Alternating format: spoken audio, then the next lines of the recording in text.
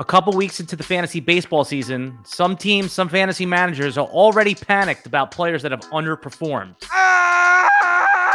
We're going to tell you on this video Jeff's 3 players and his level of panic. 10 is the most panic you can be, Jeff. 1 is no panic at all. Let's start with Jake McGee, the reliever on the San Francisco Giants. Are you panicked about him?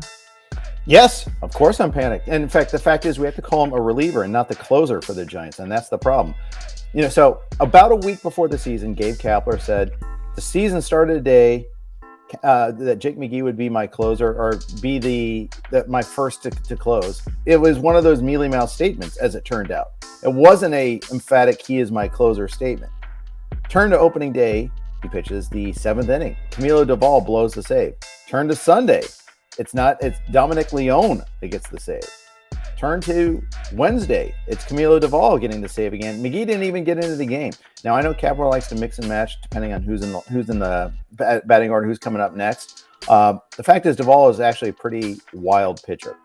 He loaded the bases before converting that save. I think he hit 2 batters and walked another. He's a very shaky guy still in terms of the closer. Nonetheless, McGee is not even getting the chance yet. We've gone a full week into the season, and he hasn't got a save opportunity. There have been 3 save chances for the Giants. So, yes, I'm panicked.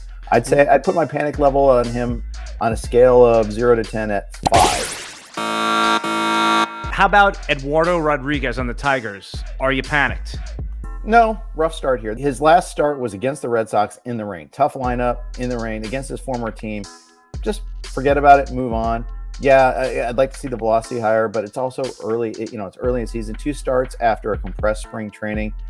I am not panicked at all about Eduardo Rodriguez. In fact, I put it at a 1. Keep rolling. I'd even keep starting him right now. Absent any reports about him being hurt, I just keep rolling with him. All right, our third player, Jonathan Villar, the Cubs infielder. Slow start. What are we doing with him? It's almost a no start. He sat out 3 of the 5 games the Cubs have played so far. I mean, he sat on opening day. He didn't even appear as a pinch hitter or a pinch runner.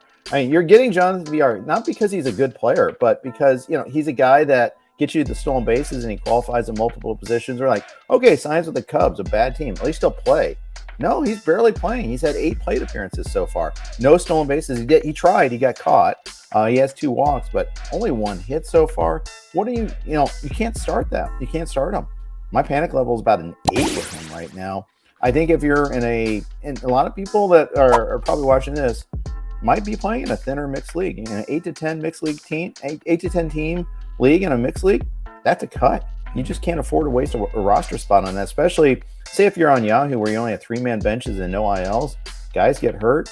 You can't afford to stash a guy like that who is not even playing.